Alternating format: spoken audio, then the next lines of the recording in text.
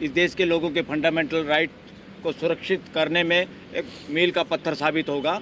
Supreme court ने ये कहा है कि भाई लोगों को right to information, right to expression वो बड़ी चीज़ है, उसको ख़त्म नहीं किया जा सकता। और जो चोर दरवाजे से फाइनेंस एक्ट ला के सरकार ने कानून बनाया था, चोर दरवाजे से बनाया था। इतना महत्वपूर्ण कानून हमेशा ऑर्डिनरी वे जो तरीका है कानून बनाने का, पार्लियामेंट के सामने आके डिस्कशन और डिबेट के साथ बनाना चाहिए था, उसको फाइनेंशियल बिल की तरह पेश किया गया। ये डेमोक्रेसी की हत्या और चोरी की है। सरकार इस मामले में अपराधी है, सत्ता पक्ष।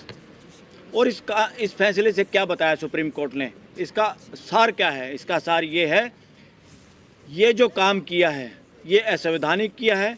ये सत्ता पक्ष में जो बैठे हुए लोग वो संविधान को मानते नहीं, और सत्ता पक्ष के सारे फैसलार, इवन अटॉर्नी जनरल या वो सरकारी वकील जो सलाह देते हैं सरकार को देश के पैसे से जिनका घर चलता है, उन्होंने अपराध किया है देश की जनता के साथ धोखा करके, गलत सलाह देके और अपनी सरकार के हिसाब से रबड़ स्टैंप बन के जो काम किया है। इवन कोर्ट को भी गुमराह करने की इन लोगों ने कोशिश की है। वो अनकॉन्स्टिट्यूशनल है, वो देशद्रोह एक तरह से इन लोगों ने देशद्रोह का काम किया है।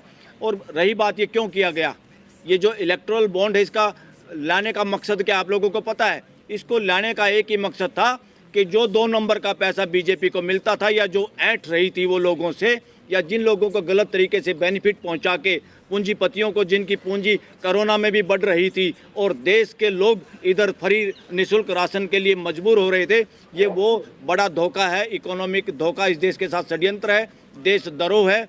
इसका मतलब ये नहीं है कि जो सरकार में हो गए वो खुदा हो गए, उन पे भी देशद्रोह का, अपराधी होने का पूरा साजिश का पर्दाफाश हो सुप्रीम कोर्ट के इस फैसले से हुआ है। इन लोगों ने क्या किया, उन लोगों के किसी को डरा के या जिनको इलीगल तरीके से बेनिफिट सरकार का पहुंचा है, इन्होंने सोचा सारा पैसा 2 नंबर में लेंगे तो बीजेपी के हर डिस्ट्रिक्ट में जो आलीशान ऑफिस बने हैं, आरएसएस के बड़े बड़े भवन बने हैं, वो सारे इस देश के खून पसीने की कमाई से और भ्रष्टाचार की नींव पे खड़े हुए। साथियों, ये बड़ी जांच होगी, सत्ता परिवर्तन होगा, इसकी जांच होगी।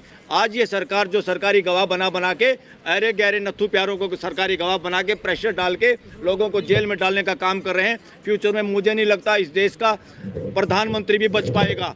अगर सही जांच होगी, सब बातों का पता चलेगा। आरएसएस और बीजेपी के बड़े बड़े लोग जेल में जा सकते हैं।